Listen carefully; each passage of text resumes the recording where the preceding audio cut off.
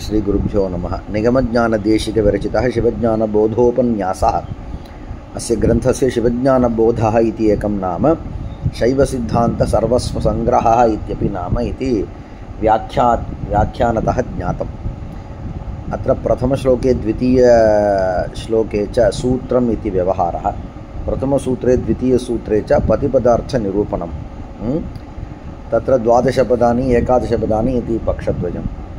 स्त्रीपुं नपुंसकादित्वात् जगतः, तत्र इह खलु 12 सूत्रात्मके श्रीरौरवतन्त्रान्तर्गते श्रीशिवज्ञानबोधे मूलसूत्रे इत्युक्तत्वात् शिवज्ञानबोधः एव मूलसूत्रम् इति ज्ञायते। अवगतं वा?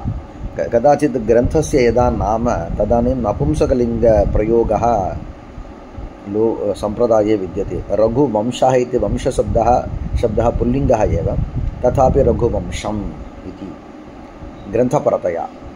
कुमारसम्भवः सः शब्दः पुल्लिङ्गः, परन्तु कुमारसम्भवं ग्रन्थपरतया इत्येवं व्यवहारः विद्यते। तद्वत् शिवज्ञानबोधम् इति यदि कुत्रचित् व्यवहारः तर्हि तत् साधु एव।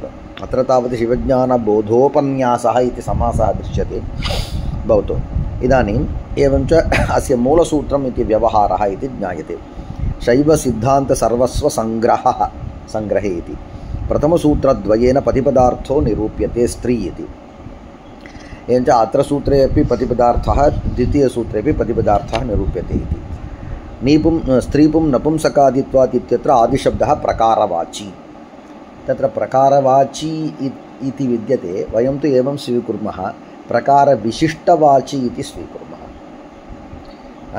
एवञ्च प्रकारवद्वाची इति स्वीकुर्मः। तदानीं किं भवति? स्त्रीपुं नपुंसक आदिशब्दस्य यदि प्रकारवाचित्वं, तर्हि स्त्रीपुं नपुंसक सादृश्यम् इति स्यात्। एवञ्च सादृश्यत्वात्, स्त्रीपुं नपुंसकादित्वात् इत्यस्य सादृश्यत्वात् इति अर्थः स्यात्। तत्तु अत्र न सङ्गतं विद्यते। अत्र कः अर्थः अस्माकम् इष्टः इत्युक्ते सदृश इति। सदृशत्वम् इत्युक्ते सदृशः इति यः विद्यते, तन्निष्ठः यः धर्मः विद्यते, तदेव हेतुः भवति इति वक्तुं शक्नुमः। अतः आदिशब्दस्य सदृशपरः इति स्वीकुर्मः। तत्रापि भूवादयो धातवः इत्यत्र आदिशब्देन भूप्रभृतयः वा सदृशाः इत्येवोक्तं, न तु वा सादृश्यम् इति। अतः यद्यपि प्रकारवाचित्वम् इत्युक्ते आदिशब्दः प्रकारवद्वाची, प्रकारवद्वाचित्वे प्रकारवाचित्वं स्वतः सिद्धमेव। यदा घटपदः कम्बुग्रीवादिमत् पदार्थवाची, तदानीं घटत्ववाचकत्वमपि तत्र स्यादेव। घटत्वविशिष्टघटवाचकत्वं, कम्बुग्रीवादिमत् पदार्थवाचकत्वं तत्र विद्यते इति स्वीकुर्मः। इति स्वीकारः कुत्रचित् भवति। यदा शब्दः धर्मिपरः, तदानीं धर्मम् अविहाय धर्मिणं आचष्टे इति। तदानीं तावत् सदृशपरत्वे सादृश्यपरत्वमपि विद्यते इति कारणात् प्रकारवाची इति अत्र पङ्क्तिः साधुः एव। भूवादयः इत्यत्र व्याकरणसूत्रे आदिशब्दस्य प्रकारवाचित्वेनापि व्याख्यानात्। एवञ्च किं ज्ञायते? न केवलं पाणिनिना आदिशब्दः प्रकारवाचित्वेन प्रयुक्तः, परमेश्वरेणापि आदिशब्दः प्रकारवाचित्वेन प्रयुक्तः इति ज्ञायते।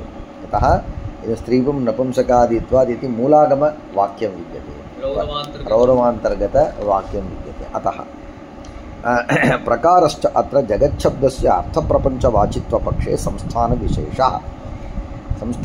प्रकारः संस्थानविशेषः, तर्हि आदिशब्दः संस्थानविशेषविशिष्टपरः।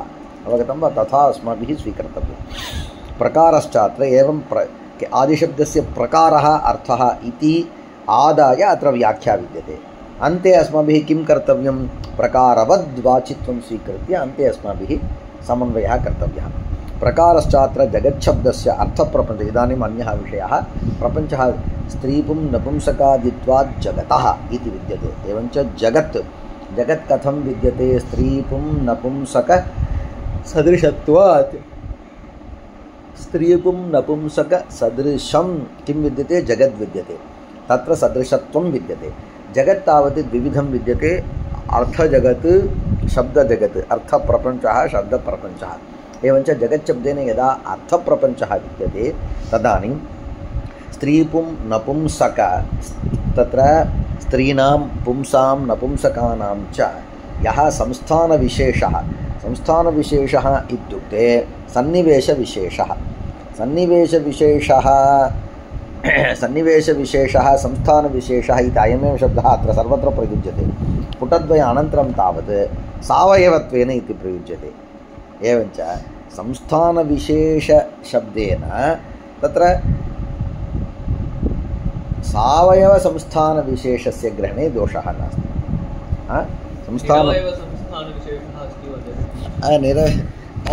इत्युक्ते अवयवज्ञानं विना अपि कदाचित् ग्रहीतुं शक्यते अवयवं विनापि संस्थानं नाम किं सन्निवेशः नाम कः इत्युक्ते बहिः यः कश्चन अस्माभिः गृह्यमानः विद्यते सः सदा सावयवः एव स्यात् इति नियमः विद्यते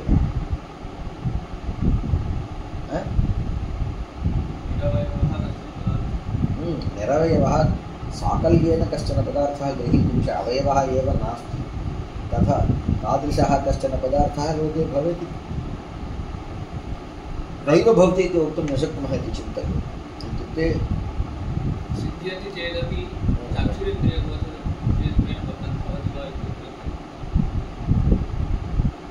इत्युक्ते अत्र जातेः इति परमाणवः इति यैः अङ्गीक्रियते तस्य तु निरवयवत्वं स्वीक्रियते तथापि चक्षुरिन्द्रियेण तत् स्वीकर्तुं न शक्यते तर्हि एवं स्वीकर्तव्यं तर्हि सन्निवेशः संनिवेशः इति एतादृशसन्निवेशशब्दस्य प्रयोगादेव अनेकावयवविशिष्टत्वे स्त्रीपुं नपुंसकसदृशसन्निवेशः इत्युक्ते स्त्रीपुं नपुंसकादीनां यथा वा अवयवविशिष्टत्वं विद्यते तद्वदेव सर्वस्यापि अर्थप्रपञ्चस्य सन्निवेशविशिष्टत्वम् इत्यादाय व्यवहारः तादृशसादृश्यं भवतु अर्थप्रपञ्चवाचित्वपक्षे संस्थानविशेषः अवयवसन्निवेशविशेषः उक्तं मया विस्मृतम् अवयवसन्निवेशविशेषः इति यावत् इति उक्तम् एवञ्च अवयवं विना अवयवः नास्ति सम्पूर्णः कश्चन पदार्थः इति तथा मया इदानीम् उक्तं परन्तु व्याख्यायामेव संस्थानविशेषः इत्युक्ते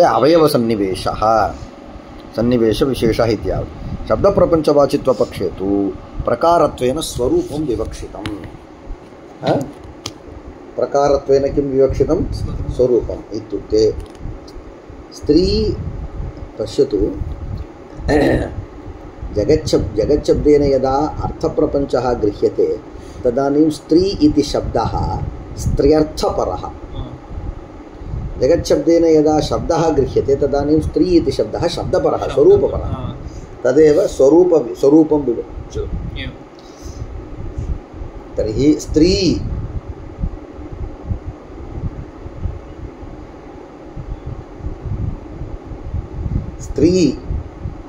इति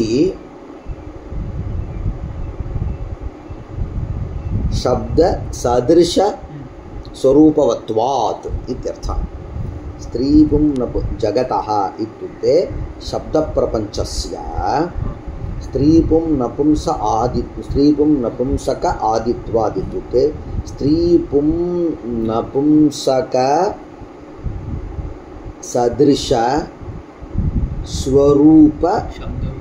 स्वरूपत्वात् सदृश स्वरूपत्वात् न स्वरूपवत्वात् सदृशशब्दः स्वरूपपरः न स्वरूपवत्परः तर्हि स्त्रीपुं नपुंसकादित्वात् इत्युक्ते स्त्रीपुं नपुंसक इति एतत् त्रितय शब्द सदृश स्वरूपवत्वात्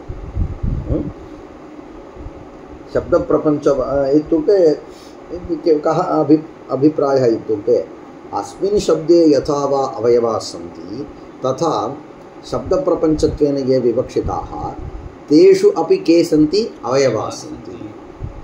एवञ्च किं जातम् इत्युक्ते शब्दप्रपञ्चोऽपि सावयवः अर्थप्रपञ्चोऽपि सावयवः। शब्दप्रपञ्चः कथमिव सावयवः इति पृष्टे स्त्रीव्यक्तिः पुंव्यक्तिः नपुंसकव्यक्तिः इति एताः व्यक्तयः यथा वा सावयवाः तथा सर्वोऽपि अर्थप्रपञ्चः सावयवः। शब्दप्रपञ्चोऽपि तादृशः एव। अवगतं वा? एवं प्रकारत्वेन स्वरूपं विवक्षितम्। अत्र स्त्रीपुं नपुंसकादित्वात् जगतः। इदानीं अत्र तावत् त्रेधा व्याख्यानं विद्यते किल, चतुर्धा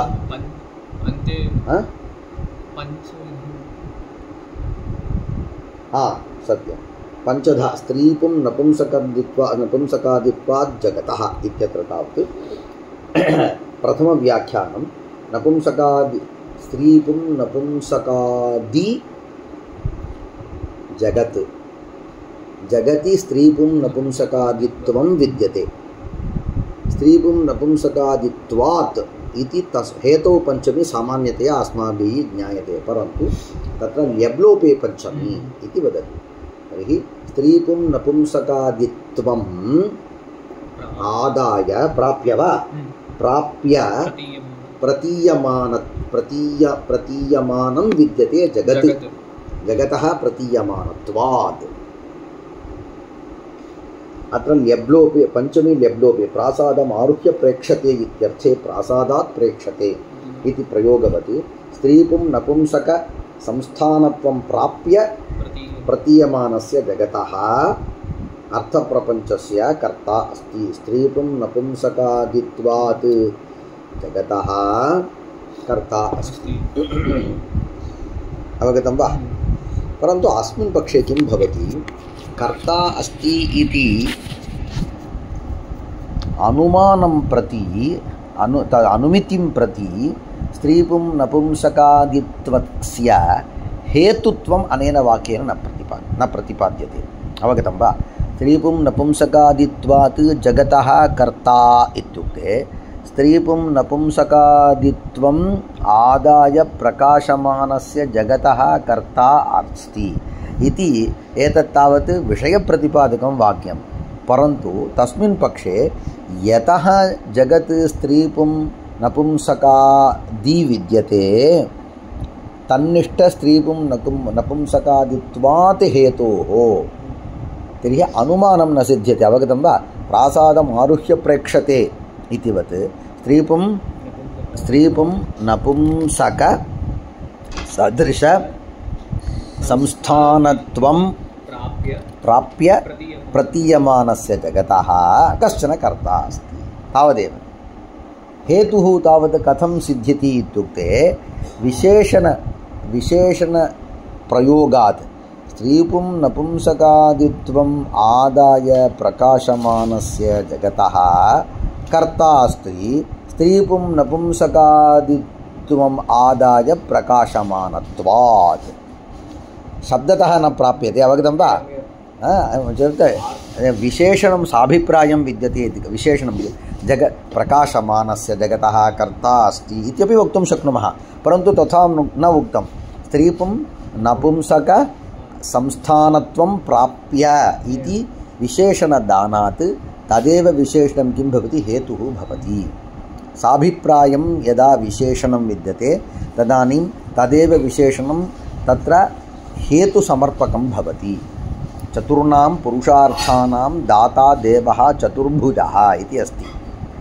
चतुर्णामपि पुरुषार्थानां दाता कः? चतुर्भुजः एव। किं कारणं? चतुर्भुजत्वात्। एकैकं पुरुषार्थं दातुम् एकः किं भुजा काचन विद्यते, अन्येषां तावत् तत्र तादृश भुजाः न सन्ति इति कारणात् ते दातुं न शक्नुवन्ति। अस्य विद्यते इति कारणात् सः दातुम् अत एव एवञ्च हेतुत्वसमर्पणार्थं विशेषणाभिप्रायं विशेषणं विद्यते। एवं स्त्रीपुं नपुंसकसंस्थानत्वं प्राप्य अत्र स्त्रीपुं नपुंसकसदृशस्वरूपं प्राप्य प्रतीयमानस्य प्रपञ्चस्य कर्ता अस्ति अवगतं वा अत्र जगद्विशेषणं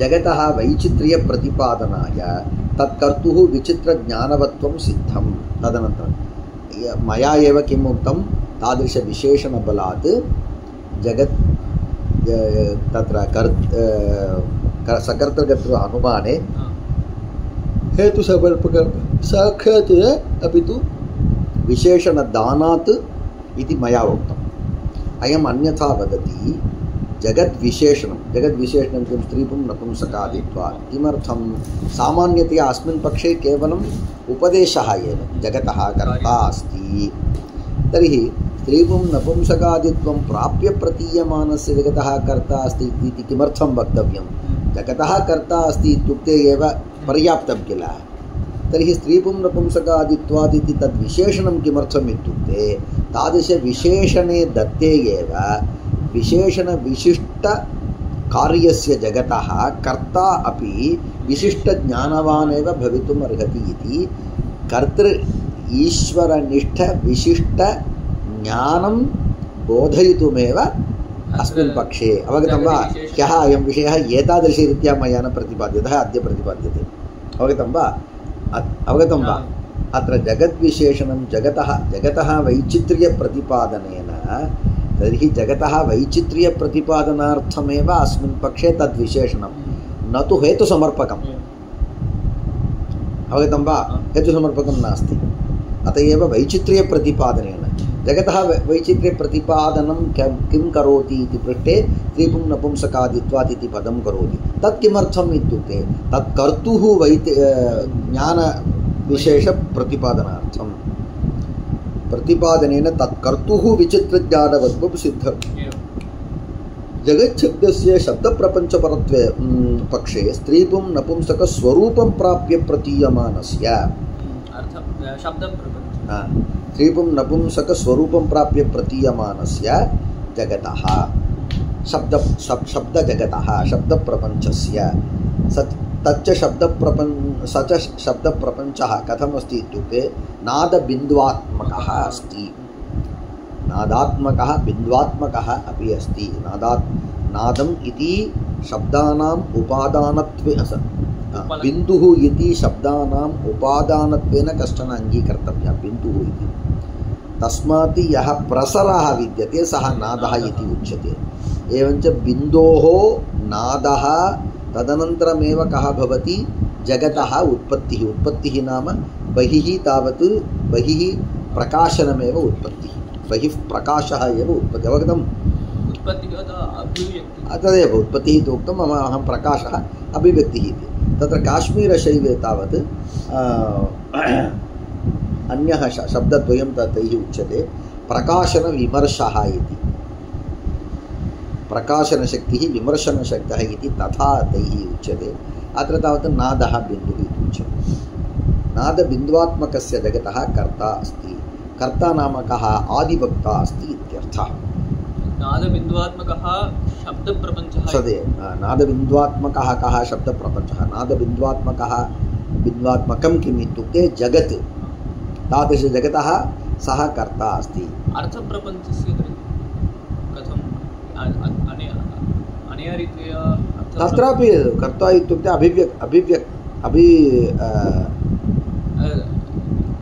प्रसरः एव तत्र अर्थप्रपञ्चस्य प्रसरः इति नादस्थाने तत्रापि किमपि अस्ति वा इति वा तत्र शब्दप्रपञ्चस्य अभिव्यक्तिः एवं भवति इति तर्हि अर्थप्रपञ्चस्य तत्रापि अभिव्यक्तिः तत्र सृष्टिः इत्युक्ते सत्कार्यवादः इत्येव उक्तं तर्हि अत्रैव प्रसारः एव यथा वा शब्दप्रपञ्चस्य प्रसारः शब्दविषये प्रसारस्य नादस्य आवश्यकता विद्यते अर्थविषये नादः न अपि तु अभिव्यक्तिः भवति अथवा बहूनाम् अवयवानां सन्निवेशः एव कार्यत्वेन भवति इदानीं परमाणूनां यदा सङ्घातः तदानीं घटपदार्थः उत्पन्नः इति परमाणूनां यदा वा शैथिल्यं भवति तदानीं घटः नष्टः इति एवञ्च तत्र घटकपदार्थाः सदा सन्त्येव इत्युक्ते अणवः सदा सन्ति एव तद्वत् एते सर्वेपि सूक्ष्मरूपेण सन्ति बिन्दुपदार्थे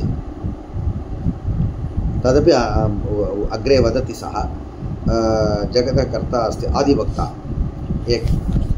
किञ्चित् लिखितवान् तदेकवारं पठामि अहं जगत् अर्थप्रपञ्चः शब्दप्रपञ्चः इत्युक्तम् आदिः प्रकारः आदिशब्दः प्रकारः संस्थानविशेषः अवयवसन्निवेशविशेषः कदा अर्थप्रपञ्चपक्षे आदिः नाम प्रकारः नाम स्वरूपं प्रकारशब्दः संस्थानविशेषः इत्युक्ते सदृशः नाम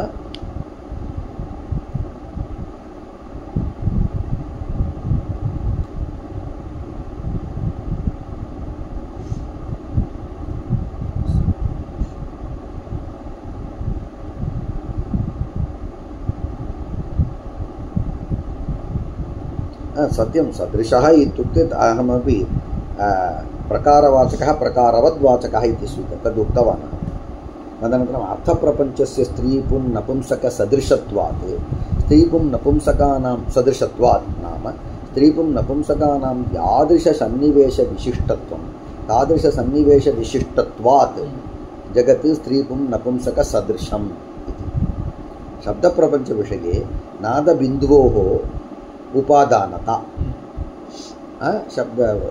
तत्र शब्दप्रपञ्चः इति किं तत्र नादबिन्दोः उपादानत्वम् आदिकर्ता अर्थप्रपञ्चस्य आदिवक्ता शब्दप्रपञ्चस्य अवयवसन्निवेशविशेषविशिष्टत्वेन हेतुना स्त्रीपुं नपुंसकसादृश्यं प्राप्य प्रतीयमानस्य अर्थप्रपञ्चस्य कार्यत्वात् विचित्रज्ञानवान् कर्ता अस्ति इति मया सर्वं सङ्कलितम् इत्युक्ते अवयवसन्निवेशविशेषविशिष्टत्वेन हेतुना इत्युक्ते इदम् अन्यत् व्याख्यानम् इत्युक्ते हेतौ पञ्चमी इति पक्षे स्त्रीपुं नपुंसकसादृश्यं प्राप्य प्रतीयमानस्य इति लब्लोपे तदुभयं मया योजितम् अर्थप्रपञ्चस्य कार्यत्वात् विचित्रज्ञानवान् कर्ता अस्ति स्त्रीपुं नपुंसकलिङ्गविशिष्टत्वेन हेतुना स्त्रीपुं नपुंसकलिङ्ग परन्तु लिङ्गविशिष्टत्वेन इति मया उक्तं व्याख्याने तथा नास्ति किल स्त्रीपुं वदामि स्त्रीपुं नपुंसकशब्दसदृशत्वात् शब्दप्रपञ्चस्य इति पक्षे स्त्रीपुं नपुंसकसादृश्यमिति स्त्री पुंस् नपुंसक इति एतत् त्रितय शब्दसादृश्यम् इतरेषां शब्दानां किमादाय सादृश्यं किमादाय इति पृष्टे मया तावत् लिङ्गमादाय इत्युक्तम् एवमपि वक्तुं शक्नुमः लिङ्गम् अत्र व्याख्यायां लिङ्गमादाय इति कुत्रापि न दृष्टम् इति चिन्तये स्वरूपं तर्हि न उभयत्रापि अर्थविषये यथा वा सावयवत्वम् आदाय सादृश्यम् उक्तं तद्वत् शब्दविषयेपि स्त्री इत्यत्र सकार तकार रेफ ईकार रूप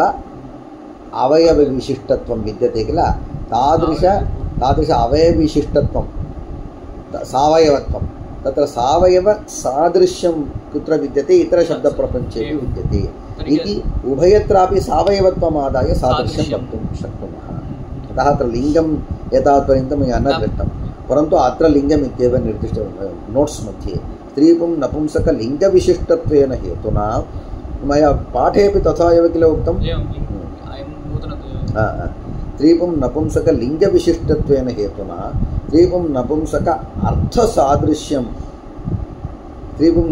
अर्थसादृश्यं प्राप्य प्रतीयमानस्य नादबिन्द्वात्मकस्य जगतः इति तत्र मया लिखितं विद्यते परन्तु अर्थशब्दः ब्राकेट् मध्ये एव निर्दिष्टम् अर्थपर्यन्तं गमनस्य आवश्यकता एव नास्ति शब्दमेव वयं स्वीकुर्मः स्त्री पुंस नपुंसक शब्दः यदा गृह्यते तदानीं शब्दे लिङ्गं विद्यते शब्दस्य लिङ्गं विद्यते तत्सदृशलिङ्गविशिष्टत्वात् सर्वेषां शब्दानां सादृश्यम् अवगतं वा अन्यत् तावत् स्त्री पुंस नपुंसक इति एतेषां शब्दानामेव अवयवविशिष्टत्वं विद्यते तादृश अवयवविशिष्टं कुत्र विद्यते सर्वस्यापि शब्दस्य विद्यते इति कारणात् सावयवत्वम् आदाय अत्र अकारः इति नित्यं विष्णु इति एवं भवतु कुत्र अतीव स्वल्पः निरवयवः कश्चन शब्दः स्वीक्रियते अतीव स्वल्पः निरवयः कोऽपि नास्ति आ इ उ केवलं एते नव एव भवितुम् अर्हन्ति किल तर्हि शब्दप्रपञ्चे तेषाम् अन्तर्भावः अस्ति भवतु तद्विशिष्टत्वं किमपि वदामः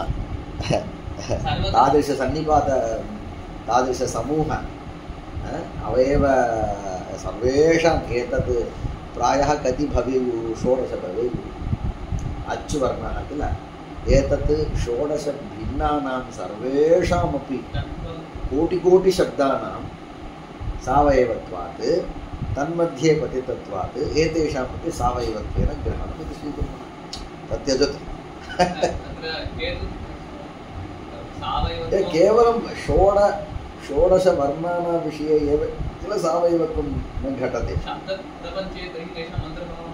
भवतु भोः तदेव वदामि तस्यैव उत्तरं वदन्नस्मि अहं कति शब्दाः सन्ति कोटिशः शब्दाः सन्ति किल तत्र सावयवत्वं केषां न सम्भवति केवलं 16 वर्णानामेव किल तान् त्यजतु किमर्थं भूयसा किल भूयोनुग्रहन्यायः इति किल भवति सर्वेषां तत्र अङ्गुलयः कति इत्युक्ते 5 एव इति वदामः मनुष्यस्य कस्यचित् मनुष्यस्य 6 अङ्गुलयः सन्ति इत्युक्ते ननु तस्य मनुष्यत्वं न सिद्ध्यति इति कोऽपि पृच्छति वा भूयसा च व्यवहाराः भवन्ति इति लक्षणमपि तथा भवति केवलं एकस्य अथवा एकस्याः गोः लाङ्गूलं नास्ति इति कृत्वा तस्य ग्रहणं न भवति इति कोऽपि चिन्तयति वा न किल लोके कस्यापि गोः कस्याश्चित् गोः लाङ्गूलं नैव स्यात् किल तथा नैव भवति वा अहं पृच्छामि अवश्यं स्यात् किल जनिप्रभृति एव बालः नास्ति इति वक्तुं कोऽपि अवकाशः विद्यते अतः अत्र अर्थ इति लिखितवान् नादबिम्बात्मकस्य जगतः शब्दप्रपञ्चस्य कार्यत्वात् आदिवक्ता अस्ति भवतु इदानीम् एतत् सर्वं मया उक्तं यद्वा द्वितीयपक्षः पञ्चमी तृतीयार्थे स्त्रीपुं नपुंसकरूपत्वेन प्रतीयमानस्य जगतः स एव प्राप्य प्रतीयमानत्वम् इति विद्यते तत्र केवलं तथा प्रतीयमानत्वं प्राप्य इति केवलं शब्दः नास्ति तदेव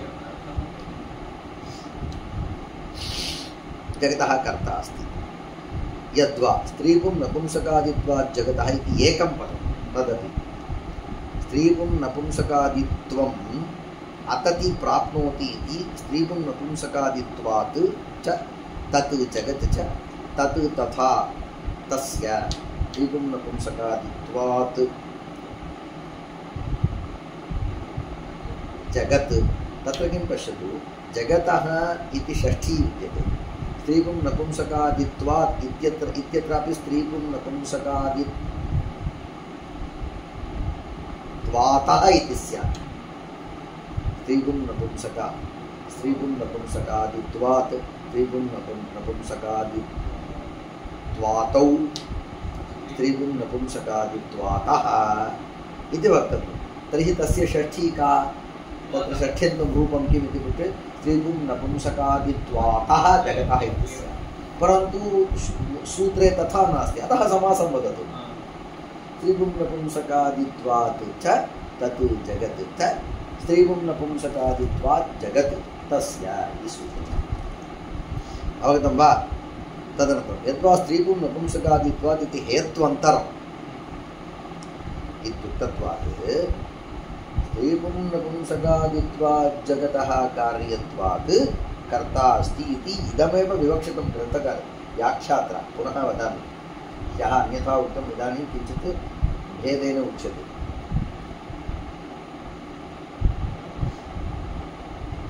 जगतः ईश्वरः अस्ति जगतः कर्ता अस्ति हेतुः कः इत्युक्ते कार्यत्वात् इत्येव हेतुः प्रथमपक्षे किम् अयमेव प्रथमपक्षः सूत्रे जगत् सकर्तृकं किं कारणं कार्यत्वात् तदेव हेतुत्वेन आश्रित्य इदानीं पक्षचतुष्टयं प्रतिपादितम् अन्यः पक्षः अन्यस्मिन् पक्षे हेतुद्वयं इदानीमेव हेतुः पञ्चमी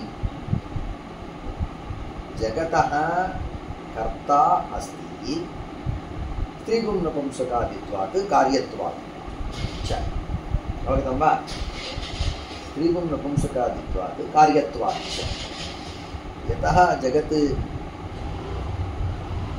हेतुद्वयम् इत्युक्ते तयोः तावत् अन्वयः ह्यः अयं विषयः उक्तः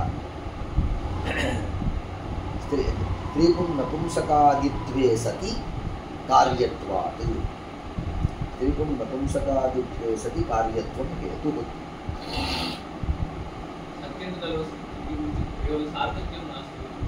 किं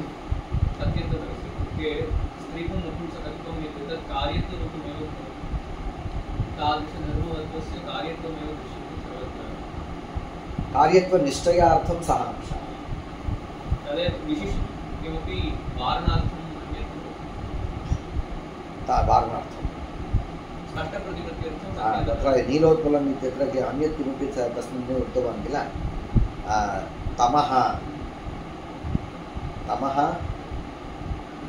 तमः द्रव्यं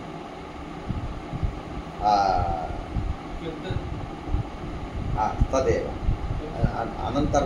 अनन्तर्भावित्वे सति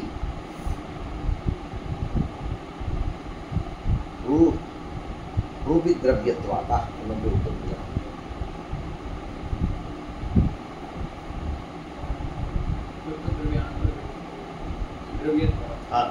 क्लिप्तद्रव्य अनन्तर्गतत्वे सति क्लिप्तद्रव्य अनन्तर्गतत्वमपि स्यात् द्रव्यत्वमपि स्यात् द्रव्यत्वार्थं हेतुद्वयं किं नीलं तमश्चलति इत्यत्र गुणवत्वं क्रियावत्वम् इति गुणवत्वं क्रियावत्वम् आदाय द्रव्यत्वं साध्यते द्रव्यत्वे सिद्धे नवद्रव्येषु अनन्तर्गतत्वात् तथा उच्यते किल तद्वत् अत्र मया किं हेत्वंशे सत्यन्तस्य प्रयोगः विद्यते वा इत्युक्ते विद्यते इति तस्मिन् ह्यः सः उक्तवान् किल किं तत्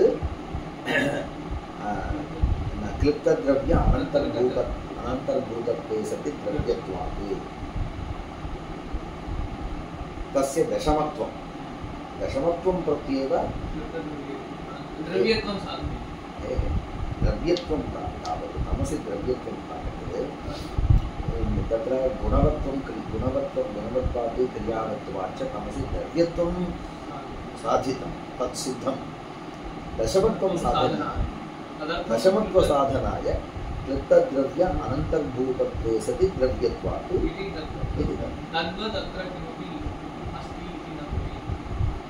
इति किमर्थम् अहं किमर्थं वक्तुम् आरब्धवान् इत्युक्ते तत्र हेतु अंशे सत्यन्तदलस्य भवति हेतुः न भवति इति नास्ति परन्तु सत्यन्तदलस्य किञ्चित् सार्थक्यं नास्ति कथं सार्थक्यम् इत्युक्ते कार्यत्वात् स्त्रीगुं नपुंसकादित्वे सति कार्यत्वात् इति उक्तं तत्र केवलम् इदमात्रं विशेषणदलमात्रोक्तौ तत्र धर्मसिद्ध्यति एवं नास्ति कुतः इत्युक्ते स्त्रीगुं नपुंसकादिवत्वं यदस्ति तत् कार्यपदार्थः तत्र किं भवति नवद्रव्य अनन्तर्गतत्वे सति नवद्रव्य अनन्तर्गतत्वात् दशमत्वम् इत्युक्ते किं भवति नवद्रव्य अनन्तर्गतत्वम् इतरगुणादिषु अपि स्यात् एवञ्च नवद्रव्य तद्वारणाय द्रव्यत्वं केवलं द्रव्यत्वात् दशमत्वम् इत्युक्ते द्रव्यत्वं तावत् पृथिव्यामपि विद्यते पृथिव्यादिषु अपि विद्यते इति पृथिव्यादीनामपि दशमत्वं स्यात्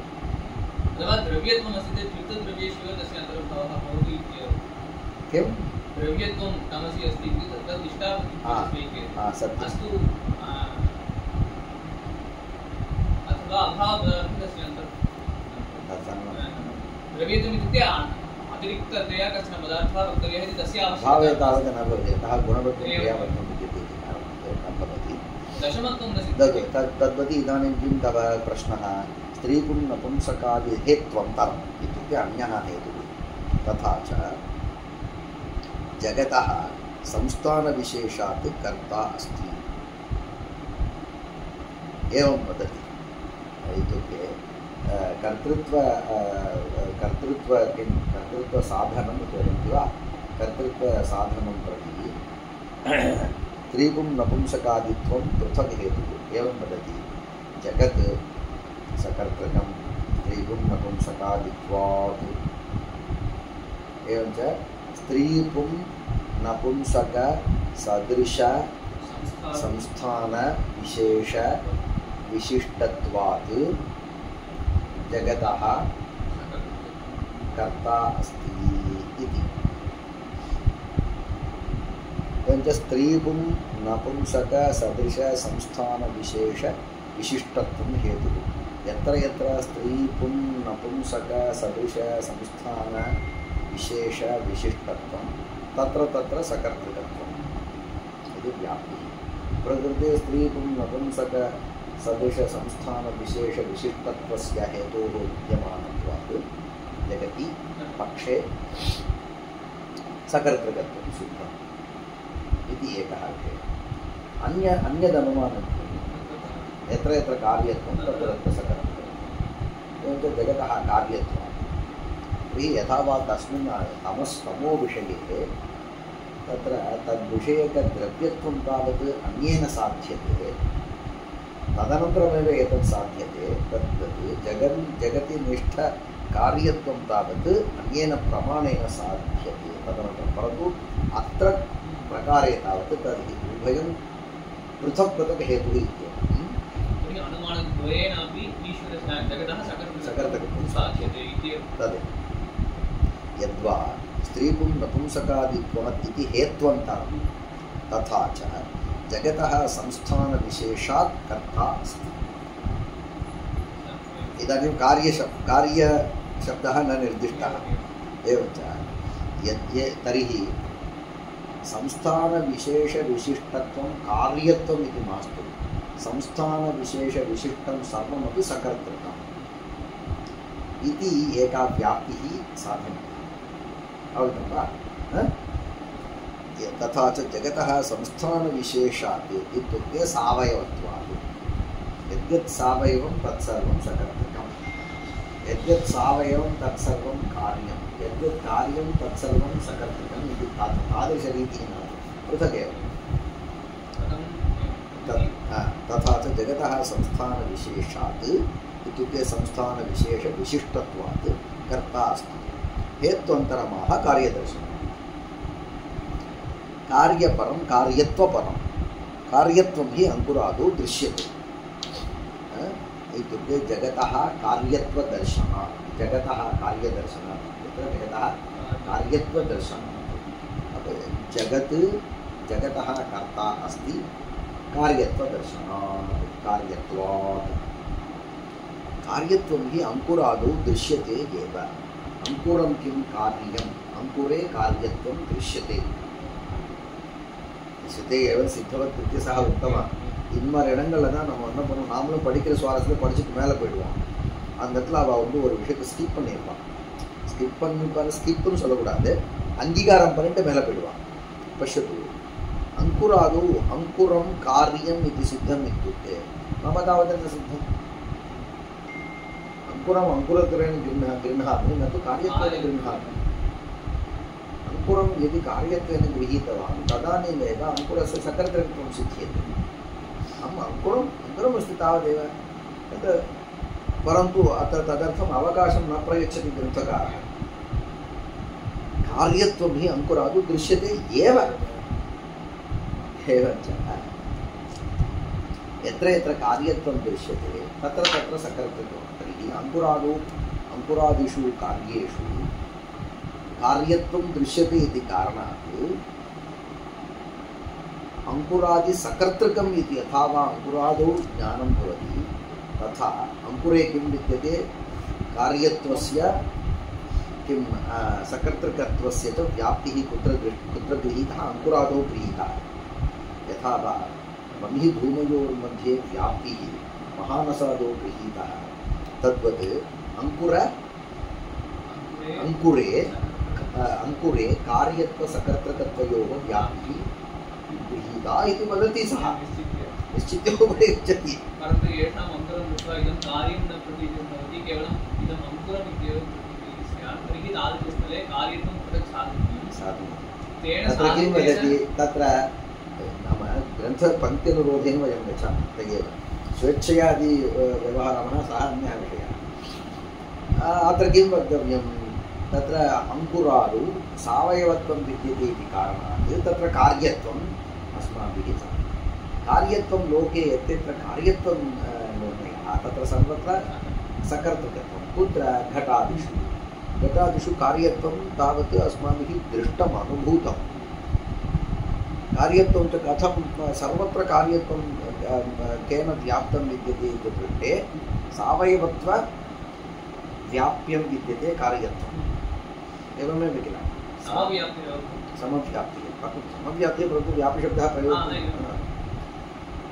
इतरत्र कार्यत्वं तत्र अत्र अङ्कुरादौ सावयवत्वस्य विद्यमानत्वात् कार्यत्वं तावत् निश्चीयते। कार्यत्वात् सकर्तृकत्वं साधुवार्क् पंक्ति अपि कार्यत्वं हि अङ्कुरादौ दृश्यते एव।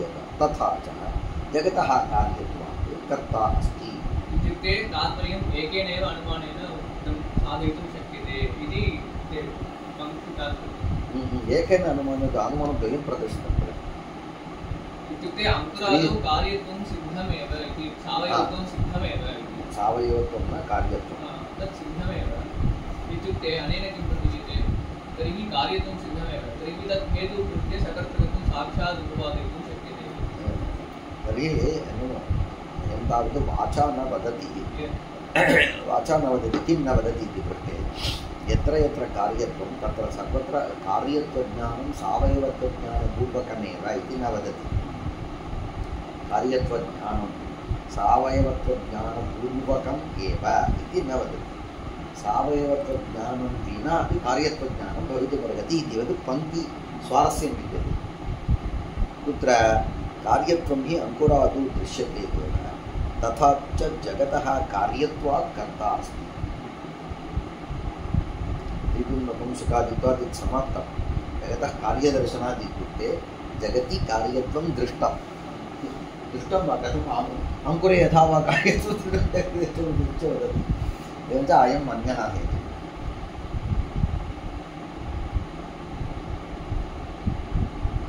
त्रिगुण नपुंसकादि सावयवत्वात् जगत्सकर्तृकं, कार्यत्वात् जगत्सकर्तृकम् इति हेतुद्वयम् अनुमानम् अवगतं वा? अत्र तदनन्तरमेव किं वदति? तथा च जगतः कर्ता, जगतः कार्यत्वात् कर्ता अस्ति। अथवा स्त्रीगुं नपुंसकादित्वेन सावयवत्वेन हेतुना प्रथमं जगतः कार्यत्वं प्रसाद्यते, न सकर्तृकत्वं प्रसाद्यते इत्युक्ते एतादृशक्लेशाः प्रविर्युः इति कृत्वा स्त्रीगुं नपुंसकादित्वात् जगतः कार्यदर्शनात् इत्युक्ते जगतः कार्यत्वं दृश्यते। केन? स्त्रीगुं नपुंसकादित्वात्। तदनन्तरं कार्यत्वदर्शनात् कर्ता अस्ति तथा भवति। अथवा स्त्रीगुं नपुंसकादित्वेन सावयवत्वेन इत्येव उच्यते। तर्हि लिङ्गसादृश्यम् इति यदुक्तं तद्दावत् अत्र अवयवशब्दः शब्दविषयेपि अवयवशब्दः स्वीकर्तव्यः। अवयवशब्दः सार्थः स्यात्। तर्हि तत्र आनुपूर्वीमादादेव वक्तुं शक्यते। अतः मया यदुक्तं षोडशस्वरवर्णविषये स्वरविषये तावत् भूयोनुग्रहन्यायेन ते त्यज्यन्ति किल? अथवा स्त्रीगुं नपुंसकादित्वेन सावयवत्वेन हेतुना प्रथमं जगतः कार्यत्वं प्रसाद्यते, न सकर्तृकत्वं प्रसाद्यते इति बोध्यम्। तर्हि किं भवति? अत्र परार्थानुमाने अव्याप्तिः। अत्र इत्युक्ते कुत्र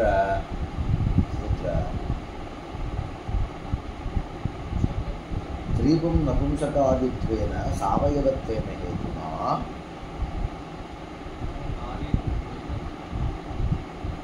जगत् कार्यं सावयवत्वात् तदेव किल? इत्युक्ते स्त्रीगुं नपुंसकसदृशत्वात् तदेव स्त्रीगुं नपुंसकसदृशत्वात् स्त्रीगुं नपुंसक जगत् जगत् किम् अस्ति कार्यं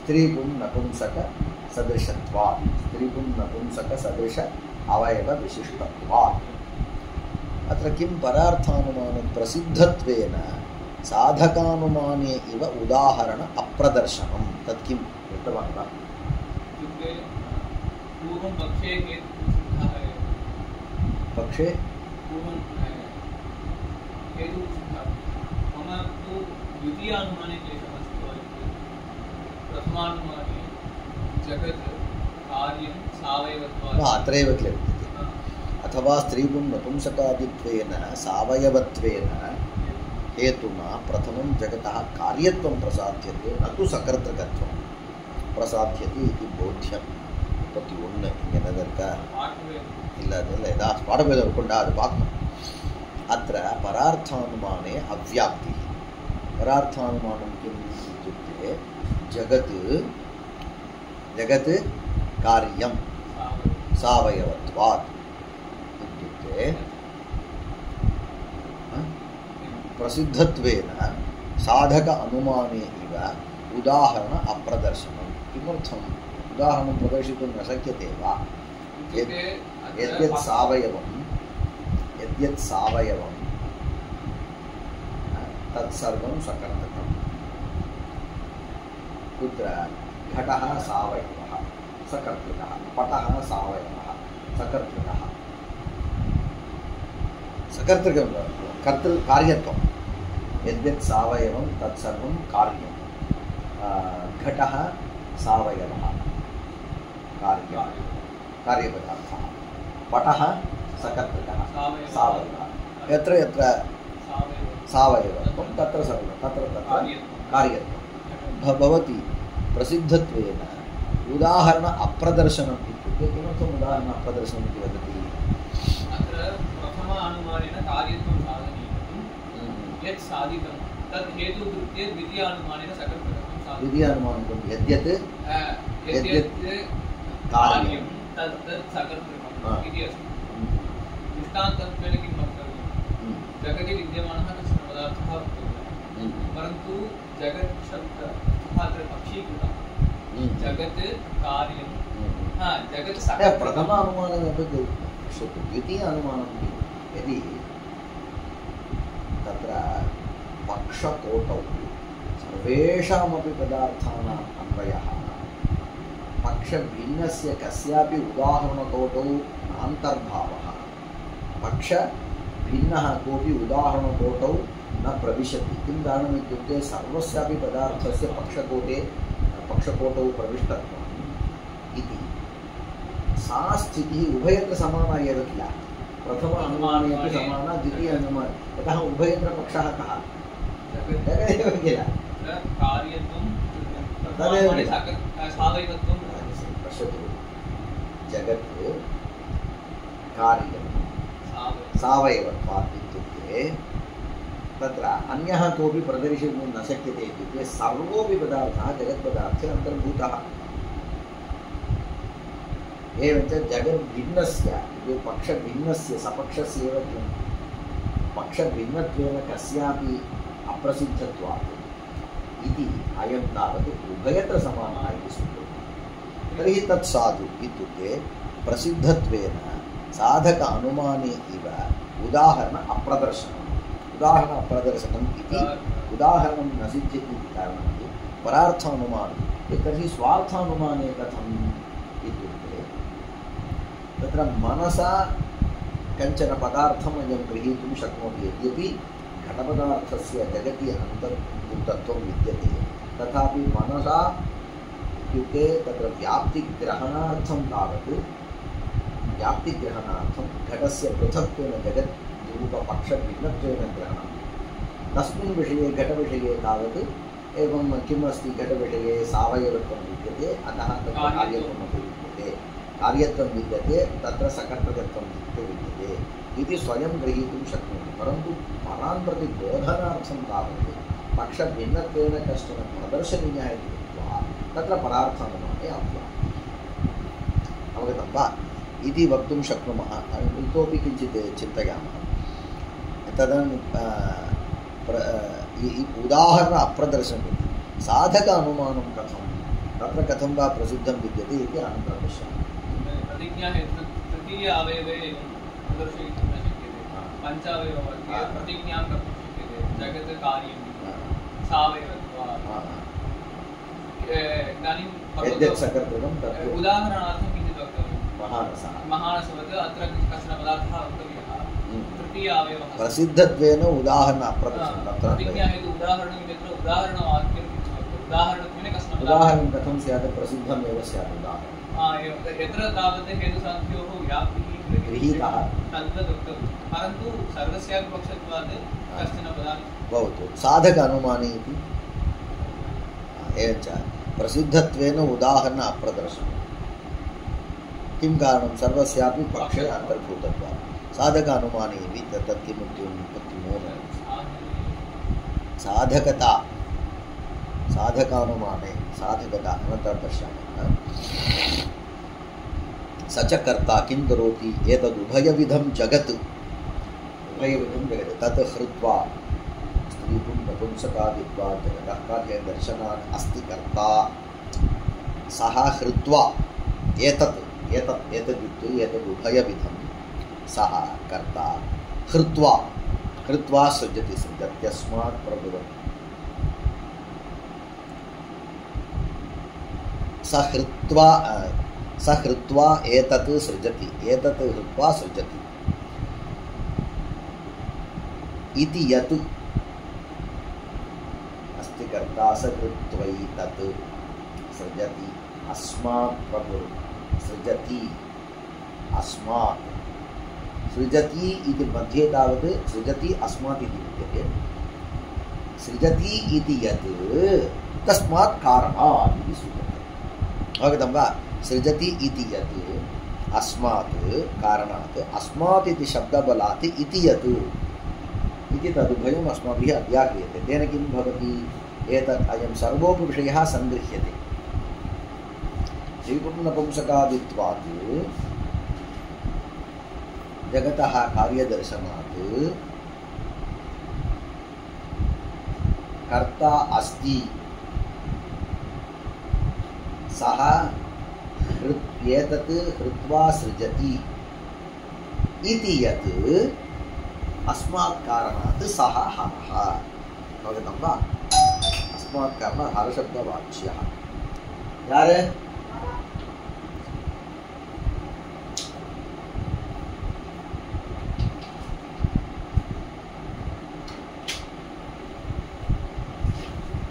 एतेन किं साध्यते इत्युक्ते हरः इति कश्चन प्रसिद्धः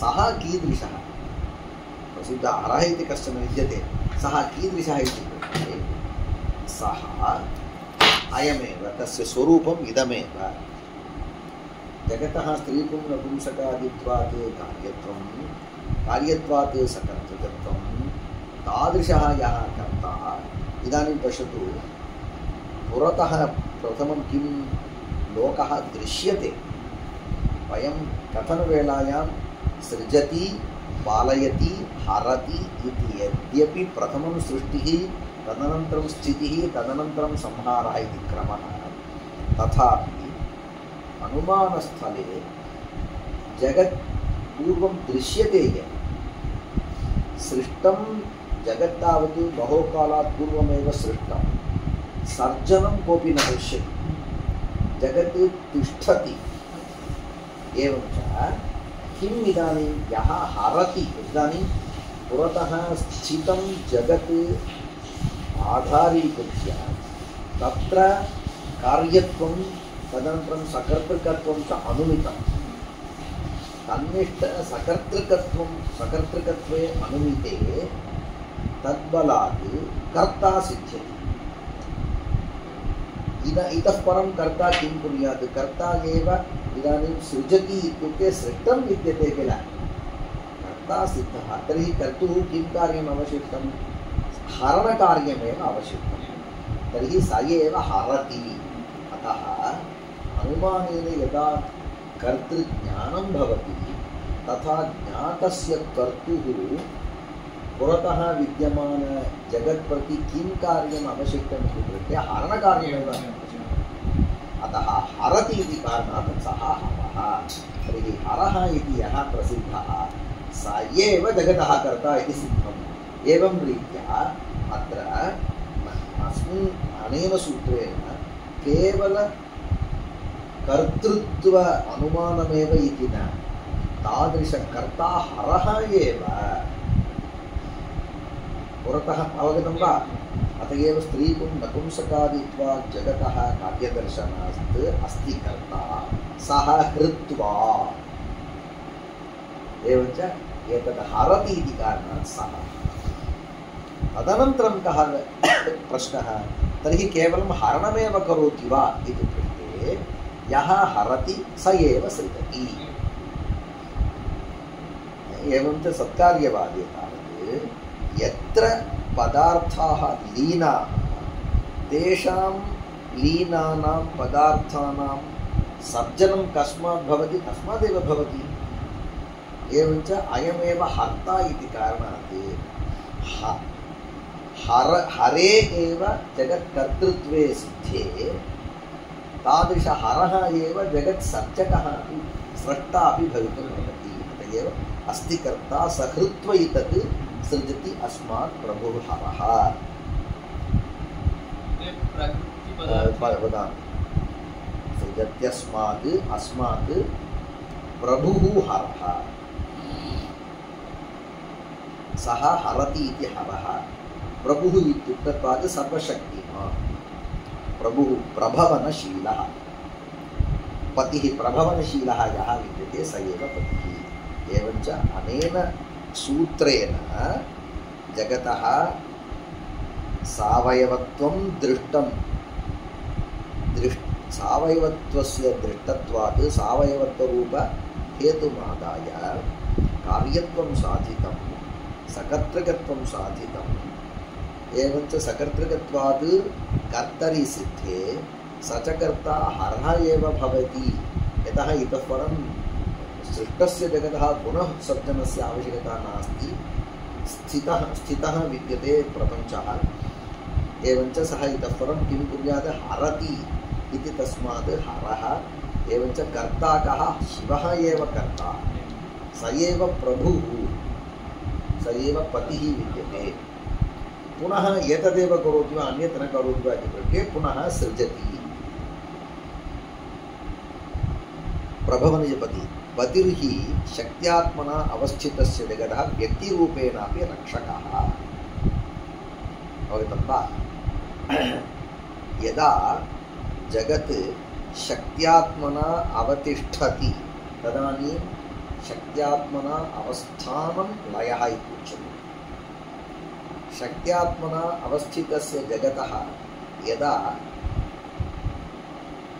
तत्र व्यक्तिः भवति, अभिव्यक्तिः भवति, तदानीं सृष्टिः इति उच्यते।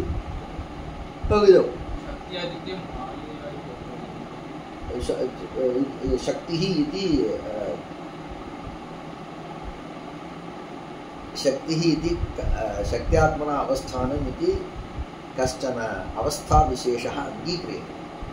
इत्युक्ते इदानीं यदि पृथक् वक्तव्यं, पृथिवी विद्यते, तत्र गन्धे पृथिवी इति वदामः। तर्हि पृथिवी तावत् पृथिवी एतादृश स्थूलं सूक्ष्मं वदामः किल, तर्हि सूक्ष्मतया अवस्थानमेव शक्त्यात्मना अवस्थानं। स्थूलप्रपञ्चः यथा वा परमाणूनां सङ्घातः अस्माकं दृष्टिगोचरः भवति पृथिवी इति, परन्तु सर्वेषामपि परमाणूनाम् अस्तव्यस्तता विद्यते किल, तदानीं तावत् उद्भूतत्व अभावात् एतादृशव्यवहारयोग्यता नास्ति इति वदामः। तथा एतादृशव्यवहारयोग्यताभावः विद्यते किल, तदेव शक्त्यात्मना अवस्थानं। यदि अथवा सूक्ष्मावस्था इति वयं स्वीकर्तुं शक्नुमः। किन्तु पृथिव्याः सूक्ष्मावस्था विद्यते किल, तादृश अवस्थायामेव तस्याः पृथिव्याः गन्धे लयः।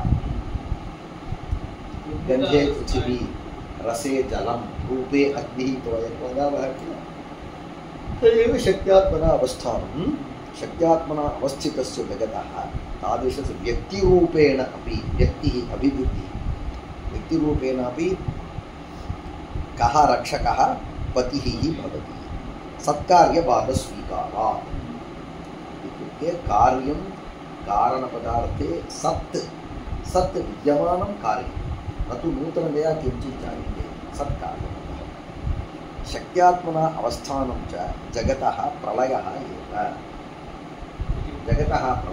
एव शक्त्यात्मना अवस्थानम् इति उच्यते प्रलयः इत्युक्ते प्रकृष्टः लयः इत्युक्ते इदानीं या अवस्था विद्यते तदपेक्षया सूक्ष्मावस्था तर्हि सूक्ष्मावस्था नाम का इत्युक्ते इदानीं यथा वा पृथिव्यां व्यवहारयोग्यता विद्यते तादृशव्यवहारयोग्यता तस्याम् अवस्थायां न भवति सा एव अवस्था अनुभूतावस्था तदानीमेव उपादाने विलयात् इत्युक्ते प्रलये एव उपादाने विलयः भवति इत्युक्ते गन्धे पृथिवी इत्यतः गन्धः एव पृथिव्याः उपादानकारणम् तदनन्तरं एतास्तन्मात्रास्तामसाहङ्कारी इत्युक्ते तामसाहङ्कारः एव तन्मात्राणाम् उपादानकारणम् सर्वमपि किल गन्धे पृथिवी रसे जलं रूपेण स्पर्शे वायुशब्दे एतास्तन्मात्रास्तामसाः स च बुद्धौ तामसाहङ्कारस्य उपादानं किं बुद्धिः बुद्धेः उपादानं किम् इत्युक्ते गुणः तदेव किल गुणः गुणस्य उपादानं किम् इत्युक्ते प्रकृतिः प्रकृतेः उपादानं किम् इत्युक्ते कला कलायाः उपादानं किम् इत्युक्ते माया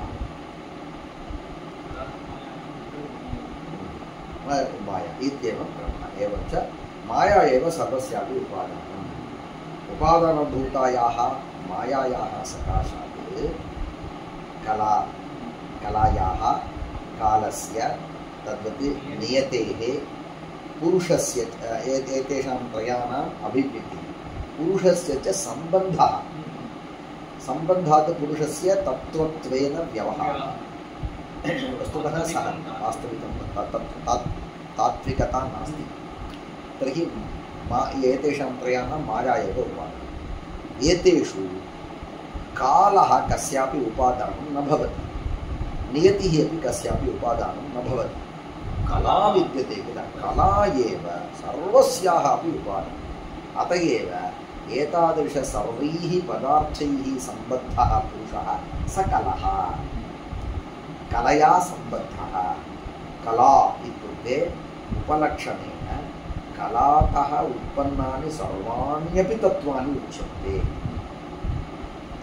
सकलः इत्युक्ते यः सकलः तस्य शरीरं स्यात् इति सामान्यतया वदामः न केवलं शरीरं तस्य कला अपि स्यात् तदनन्तरं तस्य रागः अपि स्यात् विद्या अपि स्यात् प्रकृतिः अपि स्यात् प्रकृतिः इत्युक्ते तत्र तस्य गुणाः भवेयुः गुणाः इत्युक्ते तस्य बुद्धिः अपि भवेत् बुद्धिः इत्युक्ते तस्य अहङ्कारः इत्युक्ते तत्र एकविंशतिः विषयाः अहङ्कारः एव एकविंशतितत्त्वानाम् उपादानम् इत्युक्ते पञ्च प्रथमं तावत् तन्मात्राः तदनन्तरं तावत् बुद्धीन्द्रियाणि इत्युक्ते तत् बुद्धीन्द्रियाणि किं नाम तस्य नाम ज्ञानेन्द्रियाणि पञ्च कर्मेन्द्रियाणि पञ्च मिलित्वा पञ्चदश मनः एकं स्वीकरोति तर्हि षोडश तत्र पृथिव्यादीनि पञ्चभूतानि पञ्च तर्हि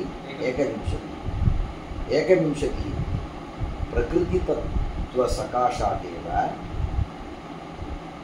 प्रकृतिः तदनन्तरं तावत् गुणः ततः बुद्धिः ततः अहङ्कारसकाशात् एकविंशतिः तर्हि एकविंशतिः अहङ्कारः योजने 22 तदनन्तरं तावत् बुद्धेः योजने 23 तदनन्तरं तावत् गुणस्य योजने 24 गुणशब्दस्य गुणतत्त्वस्य प्रकृतितत्त्वस्य च अभेदः इति कारणात् 24 तत्त्वानि 25 साङ्ख्यरीत्या यदि पश्यामः तर्हि पुरुषतत्त्वस्य तर्हि 25 एवं 25 पुरुषं त्यजतु तर्हि 24 एव तत्त्वानि शैवागमे तावत् अधिकतया 7 तत्त्वानि कला इदानीम् उक्तं किल माया तदनन्तरं तावत् प्रकृतिपर्यन्तमेव ते स्वीकुर्वन्ति तदेव वयं तत् प्रकृतिमाया इति वदामः ते तावत् माया इति काञ्चन न स्वीकुर्वन्ति प्रकृतिमाया तावदेव प्रकृतिः एव अस्माभिः माया तत्र 7 सन्ति माया तदनन्तरं कला तदनन्तरं कालः नियतिः कलायाः सकाशात् आगतः विद्या रागः तदनन्तरं प्रकृतिस्थाने पुरुषं योजयतु तर्हि 7 24 तदनन्तरं 7 तत्त्वानि तर्हि 31 तत्त्वानि तदनन्तरं शिवतत्त्वत्वेन 5 तत्त्वानि 36 तत्त्वानि शैवे एवञ्च विलयः एव शक्त्यात्मना अवस्थानं च जगतः प्रलयः एव तदानीमेव इत्युक्ते प्रलयावस्थायामेव किं भवति उपादाने विलयः भवति उपादानं प्रलयो हि 5 विधः इदानीं प्रलयः 5 विधः किं कारणम् इत्युक्ते इदानीम् अस्माभिः किं दृष्टम् एतावत्पर्यन्तं मया किम् उक्तम् इत्युक्ते जगत् एव जगत् तावत् शब्दप्रपञ्चः अर्थप्रपञ्चः इति तस्मिन्नेव दिने उक्तं तत्र शब्दप्रपञ्चः इत्यत्र तत्र 3 अध्वानः सन्ति अर्थप्रपञ्चे अपि 3 अध्वानः सन्ति मन्त्रः पदानि वर्णाः शब्दप्रपञ्चे अर्थप्रपञ्चे तावत् कलाः तदनन्तरं भुवनानि तदनन्तरं तत्त्वानि यद्यपि एवं रीत्या शब्दप्रपञ्चः अर्थप्रपञ्चः इति वदामः तथापि एतेषां षण्णाम् अध्वानां मध्ये व्यापकः कः इत्युक्ते कला एव व्यापिका तदपेक्षया इतरेषां तावत् व्याप्यत्वमेव कलाव्याप्यत्वमेव इतरेषु 5 विद्यते कलाव्याप्यत्वमेव इतरेषां 5 तावत् कलाव्याप्यत्वं कलाव्याप्याः 5 कलानिरूपितव्याप्यत्वम् इतरेषु कला एव तर्हि तदेव अन्तर्भावः इति वदामि तत्र कला व्यापिका विद्यते एते सर्वेपि व्याप्याः एतेषां 5 मध्ये कः व्यापकः इति पृष्टे तदानीं मन्त्रपदवर्णभुवनतत्त्वं तत्र तत्त्वानि व्यापकानि अवशिष्ट 4 तावत् व्याप्यते एवञ्च तत्त्वनिष्ठव्यापकत्वनिरूपितव्याप्यत्वाश्रयाः एते 4 भवन्ति तदनन्तरं तावत् भुवनानि व्यापकानि भुवननिष्ठव्यापकत्वनिरूपितव्याप्यत्वाश्रयाः एते 3 इत्युक्ते सर्वेपि शब्दप्रपञ्चः अवगतं वा एवं रीत्या अन्यया रीत्या यदि स्पष्टता स्यात् तर्हि एवं वक्तव्यम् इदानीं कला विद्यते किल कला यद्यपि व्यापिका कला अपि 5 कलाः सन्ति 5 प्रकारविशिष्टा कला तर्हि तत्र तत्प्रकारविशिष्टकलानाम् एवं नामानि सन्ति निवृत्तिकला प्रतिष्ठाकला विद्याकला शान्तिकला शान्त्यतीतकला इति अस्ति तर्हि निवृत्तिकला प्रथमं यदि शान्त्यतीतकलां स्वीकुर्मः शान्त्यतीतकलायां तादृशशान्त्यतीतकलाव्याप्यत्वेन कानिचन भुवनानि कानिचन तत्त्वानि कानिचन केचन वर्णाः मन्त्रपदः कानिचन पदानि केचन मन्त्राः केचन कश्चन एव केचन सामान्यतया इति तथा भवेत् तदनन्तरं शान्तिकलां यदि स्वीकुर्मः शान्तिकला एव व्यापिका तादृशशान्तिकला निष्ठव्यापकत्वनिरूपितव्याप्यत्वाश्रयाः के भवन्ति एते 5 भवेयुः अवगतं वा? एवं रीत्या तत्तत्कलासु सर्वेषामपि पञ्च अध्वनां सत्ता विद्यते। एवं न मन्तव्यम् इत्युक्ते इदानीं यदि मंत्रपदवर्ण इदानीं मन्त्राः सन्ति, मन्त्राणां पदानि अतिरिच्य मन्त्राणां कलया साकं सम्बन्धः नास्ति एव इति तथा न। यतः कलापदार्थः पञ्चप्रकारविशिष्टः, तस्य पञ्चविधत्वम्, अतः तत्तत्कलासु एतेषां सर्वेषां पञ्चानां सत्ता अस्ति एव। एवं रीत्या निवृत्तिकलायामपि पञ्च। तत्रापि किं वक्तव्यम्? एवं वक्तव्यं, शान्त्यतीतकलां यदि स्वीकुर्मः, शान्त्यतीतकलायां तत्र व्यापकत्वं शान्त्यतीतकलायाम् अस्ति, तन्निष्ठव्याप्यत्वं चतुर्णाम् अस्ति। तदनन्तरं तत्त्वं शान्त्यतीतकला, तदनन्तरं तावत् तत्त्वं व्यापकं भवति, तत्त्वनिष्ठव्यापकत्वनिरूपितव्याप्यत्वम् एव त्रिषु इत्युक्ते तत्र शान्त्यतीतकलायां यः वर्णः विद्यते, शान्त्यतीतकलायां यः मन्त्रः विद्यते, शान्त्यतीतकलायां यः मन्त्रः विद्यते, सः मन्त्रः पदव्याप्यः एव भवेत्। शान्त्यतीतकलायां यत् पदं विद्यते तत्पदं वर्णव्याप्यमेव भवेत्। शान्त्यतीतकलायां यः वर्णः विद्यते सः वर्णः सः तत्त्वव्याप्यः, मन्त्रपदवर्ण सः भुवनव्याप्यः स्यात्। शान्त्यतीतकलायां यत् भुवनं विद्यते तत् तत्त्वव्याप्यमेव स्यात्। अवगतं वा? एवं रीत्या तत्तत्कलासु एतेषां पञ्चानाम् अथवा एतेषां षण्णां तत्र तत्र व्याप्यव्यापकभावः विद्यते, परन्तु षण्णामपि अथवा पञ्चानामपि चतुर्षु सत्ता विद्यते। शान्त्यतीतकलायां यः वर्णः सः अन्यः, निवृत्तिकलायां ये वर्णाः ते अन्ये। एवं रीत्या सत्ता विद्यते। अतः एतेषां पञ्चानामपि पृथक् पृथक् प्रलयः भवति, पृथक् पृथक् सिद्धिः भवति। तद्वदति प्रलयोः पञ्चविधः। निवृत्तिकलाप्रलयः अन्यः, प्रतिष्ठाकलाप्रलयः अन्यः। इदानीम् अस्माकं कश्चन केदारनाथ अथवा मद्रास् तत् किम् आगतं समुद्रे सुनामी महातरङ्गाः आगताः इति कृत्वा चेन्नैनगरम् अस्तव्यस्तं जातं, नष्टम् इत्युक्ते सर्वं नष्टं। बाम्बे तथैव किल आसीत्। तद्वत् प्रतिष्ठाकलाप्रलयः इत्युक्ते निवृत्तिकलाप्रलयः जातः इत्युक्ते प्रतिष्ठाकलाप्रलयः जातः इति सः अन्यः। एवं रीत्या प्रलयः पञ्चविधः, प्रलयो हि पञ्चविधः। निवृत्तिकलास्थितः तत्त्वाधः तत्त्वव्याप्यानि कानि भुवनानि। निवृत्तिकलास्थिततत्त्वभुवनलयरूपः एकः। इदानीं तावत् किं वदति? केवलम् अर्थप्रपञ्चविषये एव लयं वदति। एवं रीत्या शब्दप्रपञ्चविषये अन्यः लयः। शब्दप्रपञ्चविषये किं वयं कुर्मः? वर्णपदमन्त्राः तथा वक्तव्यं।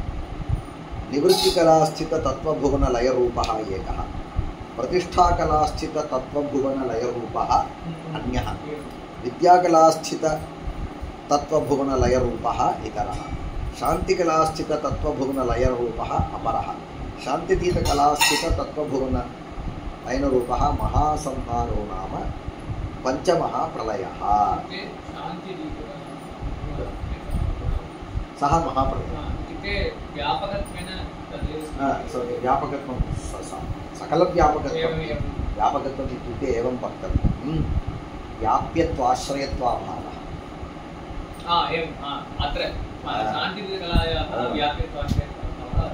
अत एव तन्निष्ठमहत्त्वं। किं नाम महत्त्वम् इत्युक्ते व्याप्यत्वानाश्रितत्वमेव महत्त्वम् इति इत्युक्ते शान्तिकलायाः अपि व्यापकत्वं सम्भवति, परन्तु शान्तिनीतिकलानिरूपितं व्याप्यत्वमपि तत्र सम्भवति शान्तिकला, परन्तु शान्तिनीतिकलायामेव निरूपितव्याप्यत्वं न तदेव अन्यत् साङ्ख्ये किं वदेयुः संशयतत्त्वप्रकृत्याः तत्र प्रकृतिः विकृतिः इति वदेयुः। केचन पदार्थाः केवलं प्रकृतिभूताः, केचन तावत् विकृतिभूताः, केचन तावत् प्रकृतिविकृतिभूताः।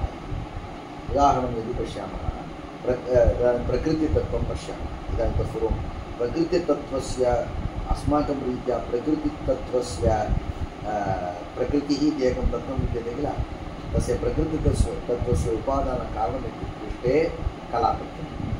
एवं च कलाप्रकृतिः, कलायाः विकृतिः एव प्रकृतितत्त्वम्। प्रकृतेः सकाशात् किं जातम् इत्युक्ते गुणः। तर्हि गुणतत्त्वस्य प्रकृतिः विद्यते प्रकृतितत्त्वं। तर्हि प्रकृतौ प्रकृतित्वमपि विद्यते विकृतित्वमपि विद्यते। तद्वदेव। अतः तत्त्वानां विभजनं ते एवमेव कुर्वन्ति। केचन तावत् केवलं प्रकृतिभूताः, तेषां विषये प्रकृतितत्त्वस्य प्रकृतिः इति किमर्थं नाम इति पृष्टे महाप्रकृतिः इतरनिरूपितविकृतित्व आश्रयत्वं नास्ति इति कारणात् तस्य प्रकृतित्वं तदेव तन्निष्ठप्रकृतित्वम् इति ते वदन्ति। अस्माकं रीत्या तावत् प्रकृतिः कलातः एव विकृतित्वं विद्यते। तर्हि किमर्थं प्रकृतिः इति पृष्टे बहु तत्र बहूनां प्रकृतित्वं विद्यते इति कारणात् प्रकृतित्वं। बहूनाम् इत्युक्ते तत्र 23 तत्त्वानि प्रति प्रकृतित्वं विद्यते। तादृशविकृतीः विकृतीः प्रति कारणत्वं कस्यापि नास्ति इति तन्निष्ठवैशिष्ट्यमादाय प्रकृतित्वं அப்படின்னு சொல்ல வேண்டியதுதான். ஏன்னா 23 பேர் இருக்கா, பிரகிருதி கீழே 23 பேர் இருக்கா, பாக்கி பேருக்குலாம் அத்தனை பேர் இல்லை. கலாதத்துவம் எத்தனை பேருக்கு பிரகிருதி? 3 பேருக்கு தான் பிரகிருதி. அப்புறம் இது காலதத்துவம் யாருக்கும் பிரகிருதி கிடையாது. அப்போ காலதத்துவம் என்ன? கேவலம் விகிருதித்வம் ஏவ வித்தியதே, தத்திர பிரகிருதித்வம் நாஸ்தி. காலதத்துவே தத்வதே நியதி தத்வே. மாயாதத்துவம் यदि स्वीकुर्मः, மாயாதத்துவே கேவலம் பிரகிருதித்வம் வித்தியதே, விகிருதித்வம் நாஸ்தி. கடைசியில் இருக்கக்கூடிய இந்த பஞ்சபூதானி சந்தி, तेषु किं विद्यते? केवलं विकृतित्वं विद्यते, प्रकृतित्वं नास्ति. पञ्चभूतानि तद्वत् ज्ञानेन्द्रियाणि, कर्मेन्द्रियाणि, मनः, षोडशपदार्थाः। षोडशसु पदार्थेषु किं विद्यते इति कृते विकृतित्वमेव विद्यते. இப்படி குறிப்பா சாங்கியத்தில் தோன்றும்.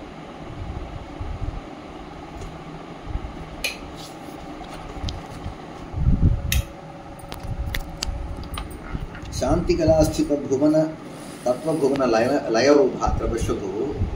सः एङ्ग वाद्यार् इदெல்லாம் சொல்லுவார். निवृत्तिकलास्थित तत्वभुवन लयरूपः एकः, प्रतिष्ठाकलास्थित तत्वभुवन लयरूपः अन्यः, विद्याकलास्थित भुवन लयरूपः इतरः, शान्तिकलास्थित तत्वभुवन लयरूपः अपरः. एकस्मिन्नेव अर्थे एकशब्दः, अन्यशब्दः, इतरशब्दः, अपरशब्दः इति प्रयुक्तः. चत्वारः शब्दाः प्रयुक्ताः. शान्तितीतकलास्थित तत्त्वभुवन लयरूपः महागुणः नाम पञ्चमः प्रलयः. एवं पञ्चविधप्रलयानां कर्ता हरः एव. परशिवः एव जगतः कर्ता सन् पतिः इति कथ्यते. पञ्चविधप्रलयानां कर्ता हरः एव, परशिवः एव जगतः कर्ता सन् पतिः इति कथ्यते इत्यर्थः. एते सर्वेपि विषयाः मूलसूत्रात् साक्षात् न लभ्यन्ते. साक्षात् न लभ्यन्ते इति एवमेव सर्वत्रापि भवति. सर्वत्र सूत्राणि यदि पश्यामः, व्याख्याकारः किं कुर्युः, तत्र एकः बिन्दुः एव स्यात्. तं बिन्दुमादाय यदा व्याख्यास्यन्ति तदानीं स्वकीयसम्प्रदायविषयान् तत्र योजयेयुः. एवं परशिवशब्दः एकस्वरम् अस्ति वा, पूर्वमस्ति वा? नास्ति, परशिवः एव. पञ्चविधप्रलयानाम् इति पञ्चविधपदार्थाः सन्ति इति कुत्र ज्ञातं? प्रमाणान्तरेण आगमग्रन्थेभ्यः ज्ञातः.